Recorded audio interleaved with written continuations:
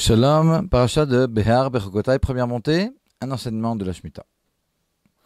La première montée de notre Sidra traite de la mitzvah de Shemitah, l'année shabbatique consacrée à Dieu, durant laquelle la terre n'est pas cultivée.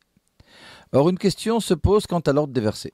La Torah introduit tout d'abord le sujet par les mots « La terre sera soumise à un Shabbat pour l'Éternel », soit une année shabbatique, la 7e année. Et après, uniquement, elle parle des 6 années qui précèdent l'année shabbatique. 6 années, nous dit la Torah, tu ensemenceras ton champ, 6 années tu travailleras ta vigne, et tu en recueilleras le produit.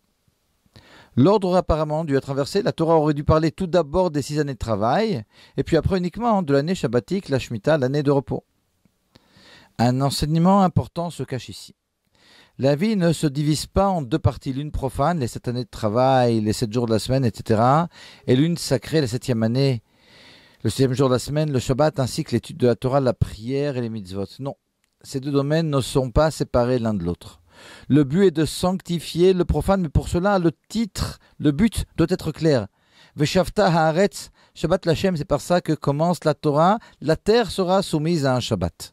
En d'autres termes, lorsque le but est clair, Torah, mitzvot, divinité, alors dans ce cas-là, les occupations journalières et a priori profanes se transforment du tout au tout.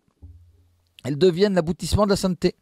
Le Shabbat n'est plus le jour où l'on se repose des 7 jours de travail, mais le jour d'où sont prises les forces pour sanctifier les jours qui vont suivre finalement et pour y dévoiler Akadosh Baruch Hu, Dieu dans chacun de nos actes.